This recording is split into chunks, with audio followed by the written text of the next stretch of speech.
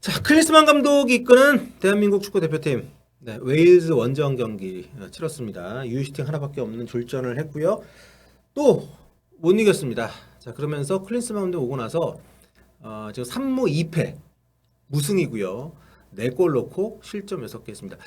그동안은 뭐 김민재 없고 손흥민 없고 좀 뭐 여러 가지 뭐 이슈도 있었지만 이번 같은 경우는 기대가 좀 많았던 게 사실입니다. 우리 선수들이 소속팀에서 잘하고 있고 또 웨일즈도 뭐 좋은 팀이지만 충분히 우리가 이길 수 있는 상대라고 생각을 했었기 때문에 뭐 승패를 떠나서 경기 내용이라도 좋지 않을까 기대를 좀 해봤는데 역시 그 기대는 산산이 부서졌고요. 공격 축구를 기치로 내건 클린스만 감독 경기당 한 골도 뽑아내지 못하면서 지금 엄청난 여론의 어떤 반발에 시달리고 있습니다. 조유종 기자와 함께. 네. 네, 안녕하세요. 네.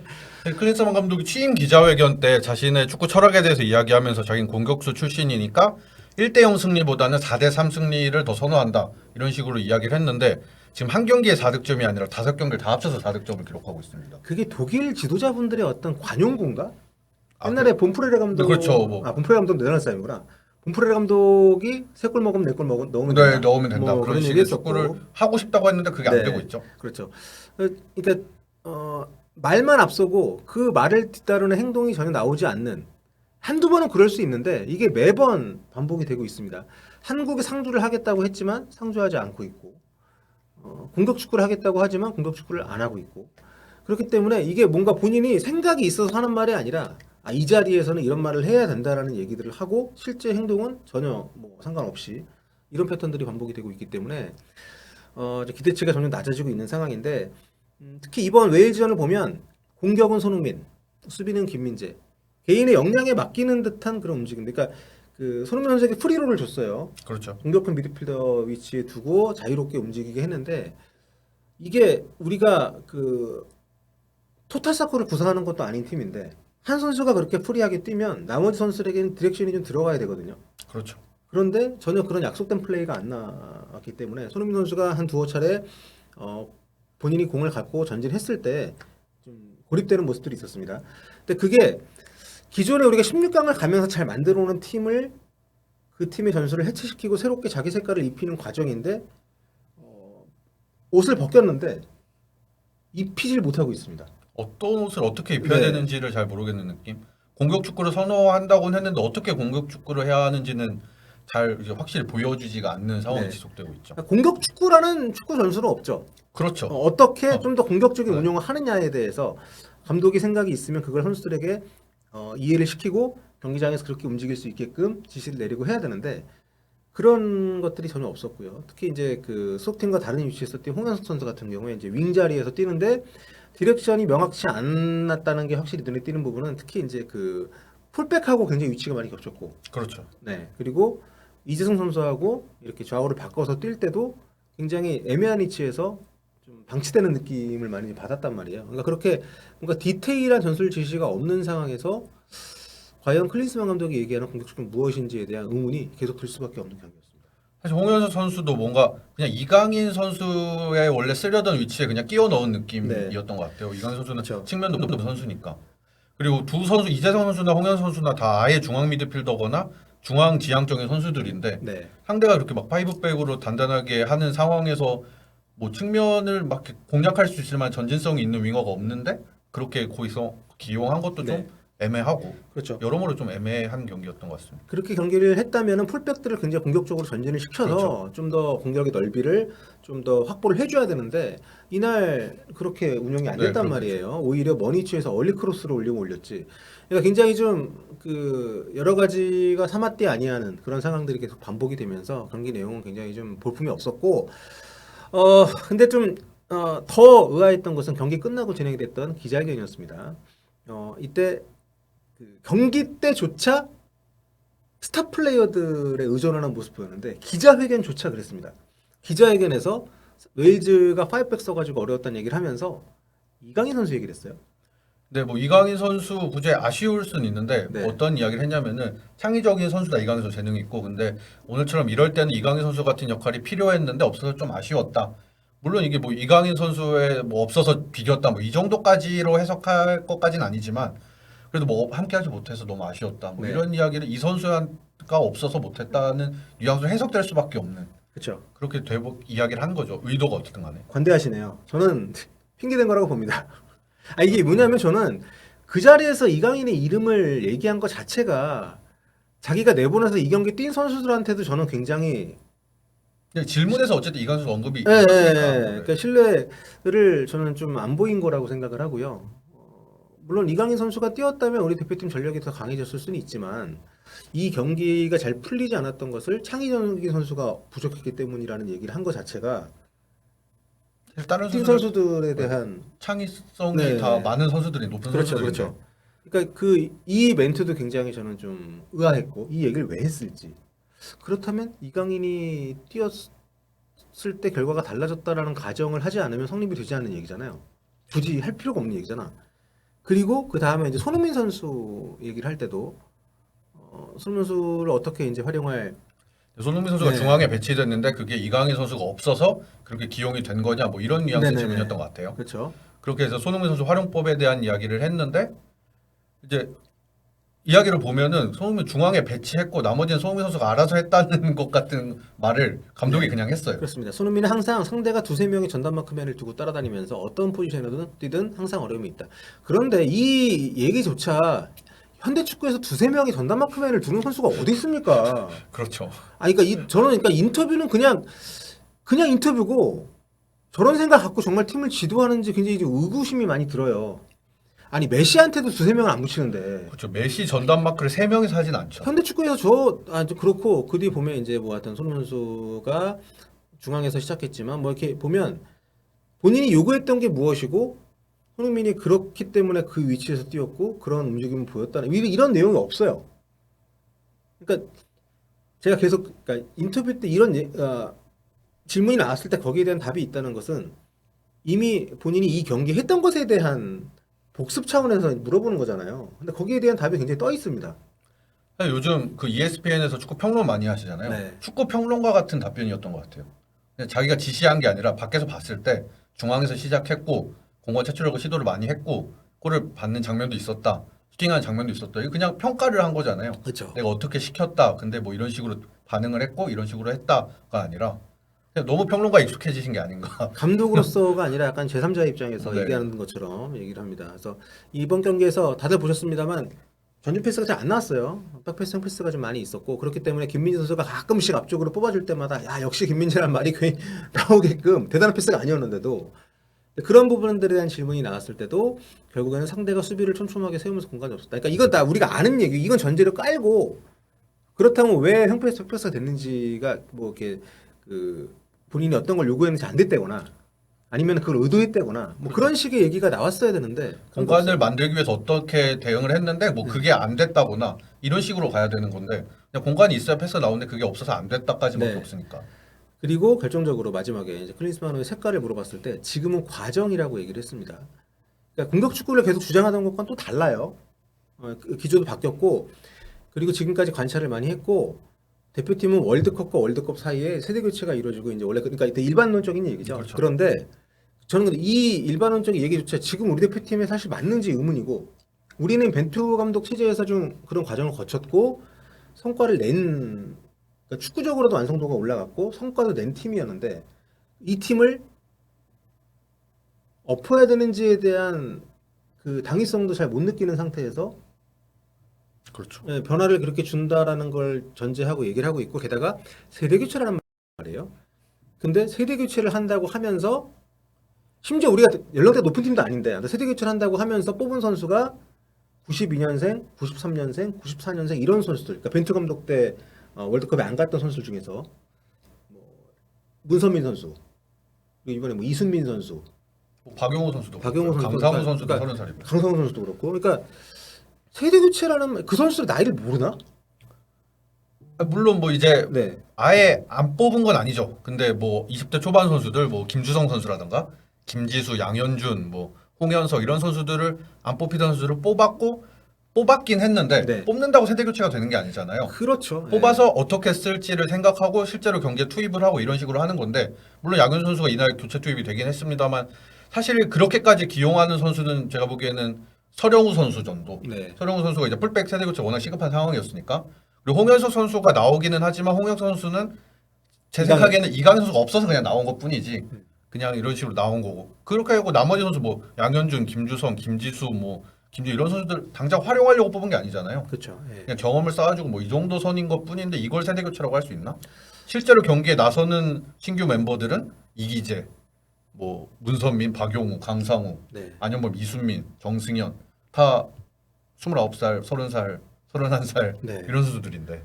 그러니까 굉장히 좀 그러니까 전체적으로 제가 기자회견을 소개를 해드리면서 이 말씀 드리는 이유가 감독의 기자회견이라는 것은 어쨌든 그 경기 직후에 해당 경기에 대해서 이 경기를 왜 이렇게 치렀고 이 경기가 갖는 의의가 무엇이고 다음 경기를 어떻게 준비할 것인지에 대한 우리가 좀 조망을 할 수 있어야 되는데 그런 게 전혀 좀 보이지 않고 감독이 어떤 생각을 하는지가 잘 안 읽혀요. 이 팀을 왜 이렇게 구성했는지 이번에 빠진 선수들 들어온 선수들 근데 그거를 세대교체라는 말로 퉁을 쳤는데 세대교체도 아니잖아 냉정하게 봤을 때 세대교체가 필요한지에 대해서도 아직 공감대가 형성이 안 돼 있는 상황에서 세대교체를 얘기하고 심지어 세대교체를 주창하면서 뽑은 선수들도 연령대가 더 높아. 그러니까 좀 예. 그러니까 저는 이 모든 게 대표팀에 올인하지 않는 데서 온다고 생각을 합니다. 대표팀을 항상 생각을 하고 대표팀이 빠져서 본인이 모든 집중력을 대표팀에 가지고 있다면 이런 인터뷰가 나올 리가 없다고 생각을 하거든요.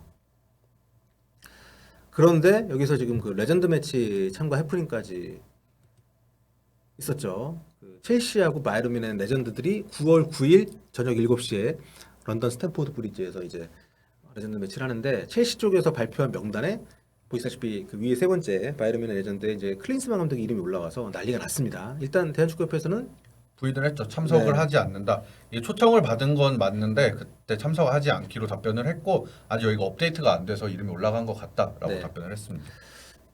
일단 경기가 당장 9월 9일이니까 하루밖에 안 남았기 때문에 뭐 참석 여부는 뭐 알 수 있겠지만 이게 참 제가 약간 비합리적인 추론이긴 한데 우리가 카디프에서 경기를 하고 뉴캐슬까지 이제 카디프가 여기고 뉴캐슬이 여기입니다. 그래서 보통 이제 도시를 이동하는 것 자체가 굉장히 좀 쉽지 않아요. 이동 시간도 있고 근데 짐도 풀었다가 싸야 되고 또 선수들만 이동하는 게 아니라 코칭 스태프들도 있고 그렇기 때문에 보통은 여기 있다가 에이미 소식이 짧잖아요. 그냥 바로 그냥 일로 가거든요. 여기에 하루 이틀 더 있거나 저기에 하루 이틀 먼저 가거나. 그렇죠. 근데 이번에는 카디프 경기 끝나고 런던에 들러서 여기서 2박을 하고 뉴캐슬로 갑니다. 근데 공교롭게도 그 런던에 2박하는 그 기간에 첼시 레전드 매치가 있어요.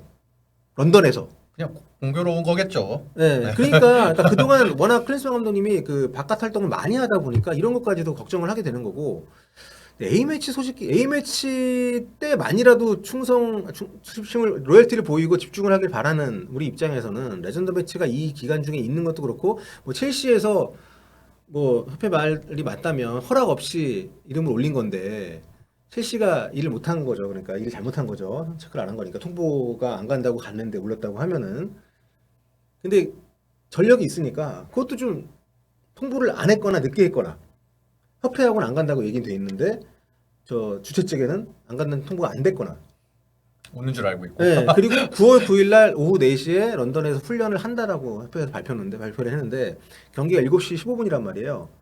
훈련 끝나고 갈 수 있습니다. 경기를 안 뛰더라도 가서 뭐 소셜라이징 할 수 있는 그런 의구심이 들 수밖에 없는 지금 지금 스케줄이어서 그러니까 이게 지금 이런 얘기를 우리가 하고 있다는 것 자체가 말이 안 되죠. A매치 기간 중에 그렇죠. 안 사실은 가겠죠.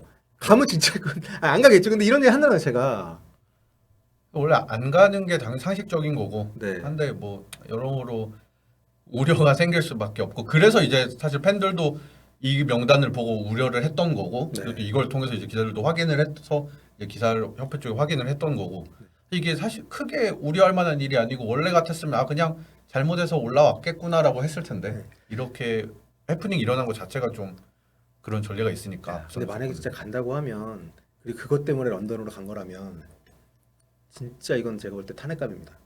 대표팀의 일정을 감독의 개인 아니겠지 설마. 아니야. 설마 아니겠지. 그 정도까지는 그 정도까지는 아니라고 믿고 싶습니다. 아니어야죠. 진짜 네. 그건 말이 안 되는 거죠. 저희가 가정에서 말씀을 드리는 건데 런던에서 경기를 안 하는데 이렇게 일정을 잡아먹다 보니까 그 까마귀 날자 배 떨어진다고. 예, 아무튼 좀 뭐 그런 생각이 좀 들어요. 그래서 좀 근데 이런 얘기를 하는 제 스스로가 너무 수치스럽습니다 지금. A매치 기간에 대표팀에 대해서 아우 안 가겠죠? 안 가겠죠. 네. 이 정도였는데 이 정도 여기까지 왔는데 훈련 끝나고 가서 식사하고 이러러 갈 수 있지. 근데 갈 수도 있어요. 갈 수도 있는데 클린스만 감독이 벤투 감독처럼 일선에 계속 머물러서 대표팀에 올인하고 사무실도 출근하고 하면서 대표팀에만 계속 신경을 쓰는 그런 사람이었다면 뭐 A매치 기간 중에 뭐 이렇게 훈련 일과 끝나고 그렇죠. 가서 뭐 잠깐 들를 수 있다라고 생각할 수도 있는데 그렇죠. 클린스만 감독은 지금 워낙 뭐 외부 활동을 더 많이 하니까 그렇죠. A매치 기간이라도 집중을 해주길 바라는 거니까. 뭐 24시간 뭐 일주일 내내 다 대표팀만 생각할 수는 없잖아요. 그렇죠. 개인 일정도 있고. 근데 평소에는 안 하시니까. 여기 오는 과정에도 UEFA 들러가지고 네, 조치선도 레드카페 보시고. 밟고 하고 ESPN 출연 계속 하고 뭐 그런 또 전력이 있다 보니까 아, 이게 너무 지칩니다. 이런 얘기를 한다는 것 자체가 그렇게 해서 만약에 그런 본인의 개인 일정 다 소화하고 셀레브로스의 삶을 즐기고 대표팀에 와서 정말 멋진 경기하고 내가 얘기했던 공격 축구가 이런 거다. 손흥민에게 자유를 주고 우리 선수들 능력이 좋으니까 이강인이 없어도 우리 선수들이 다 이렇게 탁탁탁 하면서 내가 이런 일을 지시를 했는데 정말 전술적으로 잘해줬다. 뭐 이런 얘기를 딱 하면 멋있어. 그러면 알파 메일 아닙니까? 다. 그렇죠. 축구계. 할 일 다 하면서도 이것도 다 하고 성적도 네. 내고. 근데 하지만 공격 축구라고 해놓고 슈팅, 유슈팅 하나 해놓고, 예? 그래놓고선 지금 뭐 공격 축구 얘기 경기 끝난 인터뷰 하지도 못하면서 뜬금없이 세대 교체론을 들고 나와가지고 지금 세대 교체 중이다. 지금 월드컵 예선이 2달밖에 안 남았고 아시안컵 본선이 4달 4달밖에 안 남은 지금 상황에서 세대 교체를 보통 월드컵 끝난 직후 우리 아시안컵이랑 일정이 좀 있으니까 그냥 그대로 가서 이제 성적을 내는. 그렇죠. 네, 근데 뜬금없이 지금 상황 세대 교체 얘기하는 것도 너무 그러니까 그렇게까지 생각하고 싶지 않지만 생각이 없는 것 같아. 그냥 지금 경기 내용이 안 좋았으니까 거기에 대해서 거기에 그 상황에 맞는 지금 본인이 있는 그 마이크 앞에서 그 상황에 맞는 얘기들을 할 뿐이고 왜냐면 말이 계속 달라지니까. 월드컵에서 우리가 못했던 팀도 아니고 월드컵 16강 간 팀인데 네. 16강 간 팀의 그 1년 남은 바로 1년 뒤에 열리는 아시안컵을 준비하느라 1년만 세대 교체를 하는 것도 사실 이것도 좀 이상하고 그렇죠. 다음 월드컵을 위한 아시안컵이 끝나고면 모를까. 다음 월드컵 2026년인데 그렇죠. 지금 모르겠습니다. 그래서 좀 여러 가지로 뭐 김수환 감독이 우리가 걱정하는 것만큼 네, 대표팀에 대한 생각이 없다라고 믿고 싶지는 않습니다. 근데 다만 결국에는 그 사람이 하는 말보다 행동을 봐야 되는 거거든요. 근데 클린스만 감독님이 해왔던 번지르르한 얘기들이 지켜지지 않고 실제 경기력 자체도 우리가 뭐 나아지거나 어떤 방향으로 가고 있다라는 우리가 그 인식을 할 수 없는 상황이 반복이 되고 있기 때문에 걱정이 좀 많이 돼서 네, 좀 이런 얘기를 좀 해봤고요. 안 가겠지. 안 가겠죠. 네, 아무튼 좀 혹시 야식이라도 같이 드시더라도 네. 어디 사진이 찍히거나 안 걸렸으면 좋겠습니다. 안 걸리면 사실 안 하는 거잖아요. 근데 셀럽인데, 네, 그쵸. 셀럽인데 어디 가서 사진 찍히고 싶지 않을까? 아니 근데 뭐 상황이 이 정도면은 어디 숨어서 저기 프라이빗하게 네. 뭐 이렇게 뭐 바이든은 미는 오랜만에 이제 오비들 보면은 같이 이제 그쵸. 뭐 인사도 하고 싶고 어차피 런던에 있으면 하니까 뭐 사실 뭐 한 밤 8시 9시쯤에 슬 나가서 인사하고 뭐 맥주 한 잔 먹고 할 수는 있지만 네. 안 걸렸으면 좋겠습니다. 사진이 안 찍혔으면 좋겠습니다. 그리고 이번 A매치 끝나고도 바로 안 들어오는 걸로 알고 있습니다. 안 들어오고 이제 10월 달에 A매치 소집 때 한국 들어오는 걸로 알고 있는데 앞으로도 한 달을 더 밖에 있는다는 얘기거든요. 그래서 좀 K리그에 대한 관심, 그러니까 결국 이미 그러니까 알려질 만큼 알려진 선수들 해외 진출을 하는 것이고 감독이 챙겨야 되는 것은 K리그에서 꾸준히 좋은 활약을 하고 있건 혹은 아니면 전임 외국인 감독들이 그랬던 것처럼 다른 지도자들이 발굴하지 못했던 새로운 선수, 가능성이 있는 선수를 발굴을 해서 대표팀에 좀 불러들이는 이런 좀 노력들을 했으면 좋겠는데 그런 부분에 관심이 없었고 앞으로도 그러려는 노력을 할 거라는 본인이 어떠한 언행도 하지 않았기 때문에 좀 걱정이 되는 상태에서 네, 사우디전을 또 우리가 봐야 될 것 같고 그래서 지금 여기서도 많은 분들이 얘기하시지만 되게 슬픈 거예요. 그러니까 감독이 떠났으면 좋겠으니까 사우디전은 못해라. 팬들이 그렇게 얘기를 한다는 것 자체가 좀 안타깝고요. 예. 그러면 또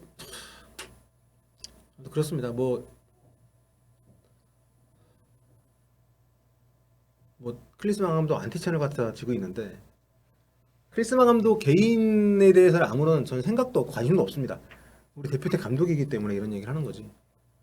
그렇죠. 그냥 유명 선수 출신 클린스만이 그랬으면 아무런 그게 없는데 아 그렇죠. 당장 우리 대표팀 감독이니까 또 결과가 안 나오니까. 그렇죠. 자 아무튼 네 사람은 쉽게 달라지지 않기 때문에 그런 류의 기대를 하진 않겠습니다. 다만 더 실망하는 일은 좀 만들지 않았으면 좋겠고요. 우리가 이제 싱가포르전이 있죠. 11월 달에 싱가포르 또는 괌. 아 월드컵 예선이다. 네. 네. 그때는 첫 승을 하겠죠. 그때까지 가야 될까요? 네. 11월까지?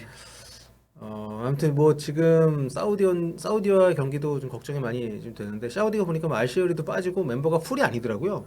그렇죠. 그리고 이제 사우디 리그에 워낙 이제 특급 스타들이 많이 와서 사우디는 대표팀이 거의 다 자국리그 선수들인데 그 선수들이 뛸 기회를 못 얻는 선수들도 많이 있거든요. 네. 그래서 경기 감각도 좀 떨어진 편이고 만치니 감독 이제 막 왔기 때문에 아직 뭐 적응도 안 된 편이라서 여러모로 좀 어수선한 팀인데 이기겠죠. 네. 뭐 새 감독 효과는 있겠지만 자, 아무튼 뭐 그렇습니다. 그래서 좀 네. 뭐 좀 좋지 않은 얘기들을 뭐 하게 됐는데 이 모든 우려를 뒤집고 클린스만 감독이 개과천선하시기를 바라면서 이 얘기는 여기서 마무리하도록 하겠습니다.